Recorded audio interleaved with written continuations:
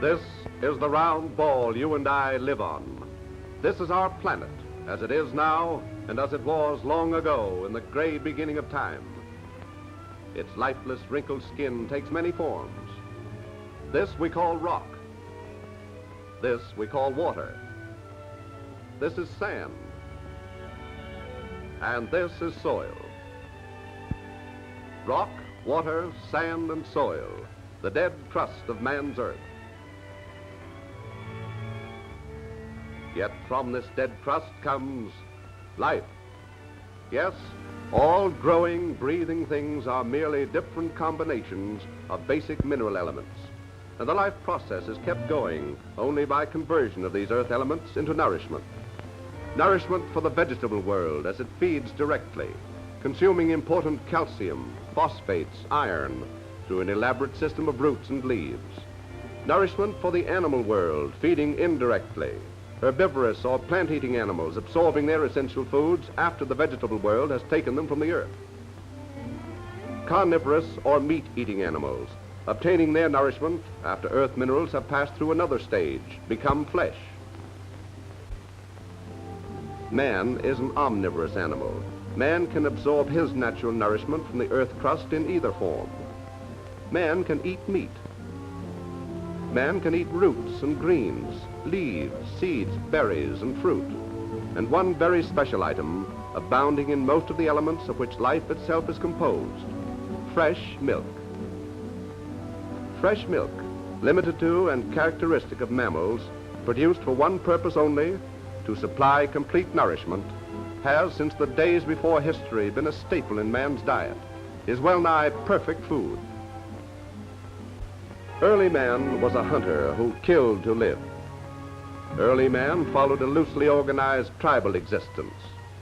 Milk brought him out of the caves, down from the cliffs into a more ordered society, where domesticated herds were always close at hand, a food supply kept under control.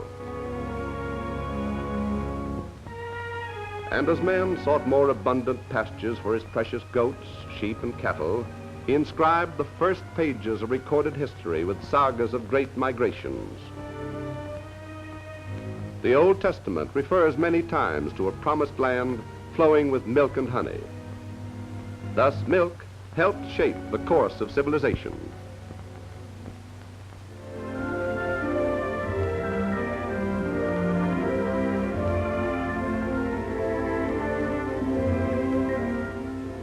Museums preserve evidence of high regard for cattle in ancient Babylon and Greece.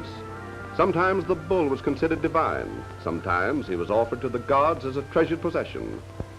No Egyptian pharaoh was laid to rest without necessities he would require in the world beyond. Symbolic miniature cows were commonplace in every tomb.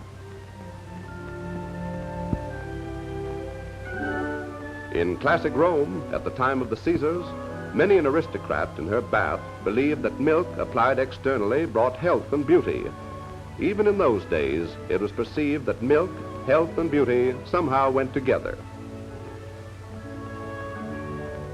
Today, American women use milk for health and beauty, but they know how and why. They know that a clear skin, sound white teeth, attractive hair, lovely nails are impossible without enough calcium. And of all foods, milk is the richest source of calcium.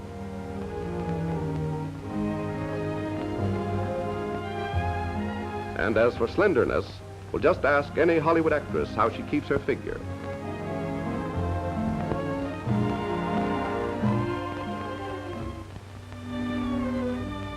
In India, for centuries, the cow has been considered sacred, tended with reverent care, treated with utmost respect. And modern America has her sacred cows, more pampered, given more lavish attention than any sacred cow of India. Elaborate machinery of the 20th century, America's way of showing respect for milk, science applied to the instinctive practices of eras long past. Solicitude and care based not on blind instinct, but upon knowledge. Here there is more than age-old respect for the cow. Here there is intelligent reverence for sanitation and cleanliness.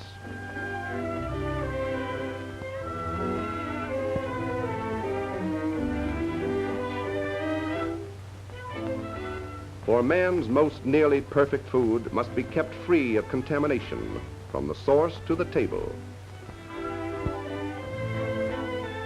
Yes, contemporary research has proved what the ancients believed, that nature's own food is most nearly perfect for man, and the intuitive ritual of yesterday is strikingly paralleled by the hygienic procedure of today.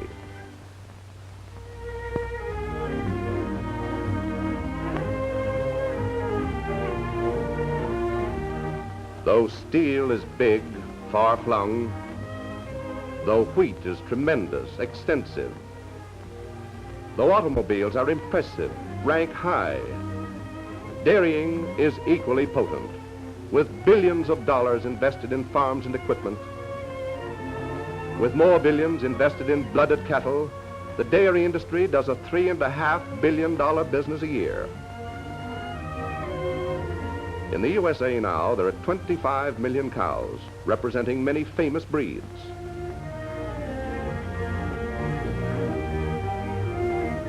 "25 million cows, one for every 5 persons, a large bovine population." While milk comprises 1/4 of the national diet, authorities agree that if we were all to drink as much milk as we should, America would have not 25, but 40 million cows, producing natural food in a living laboratory, food for all mammals, young and old. Designed by nature primarily for nourishment of the young, milk is more easily digested than any other food. Yet here is no sissy drink. In the world of sport, milk is standard equipment. High in energy, tissue, and bone-building elements, milk is basic in the diet of every athlete. But even more than the athlete, the average person requires milk to build up resistance. Rich in the vitamin that many staple foods lack, vitamin A, which counteracts infection, maintains general body tone, milk is one of the most important protective foods. And as nature originally intended, milk today is one of the most economical foods. Housewives everywhere have learned that. In a great state, such as New York, many carefully planned factors make this possible. Organized production beginning in the country, receiving depots at strategic points, efficient labor and time-saving devices. Every step along the way carefully supervised by state and local health agencies. And the dairy industry itself maintains complete laboratories where highly trained technicians examine, test, maintain purity.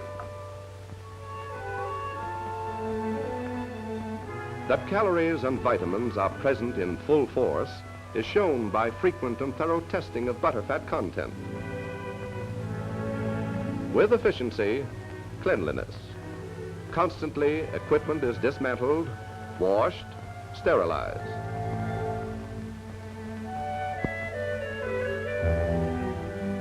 Streamlined transportation. In the marketing of milk, every second counts.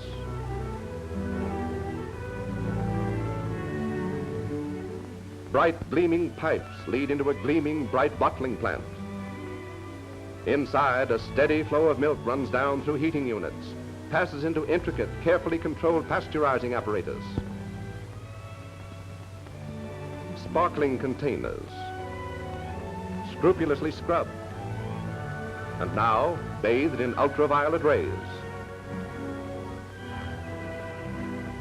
There's no waste of minutes or of milk.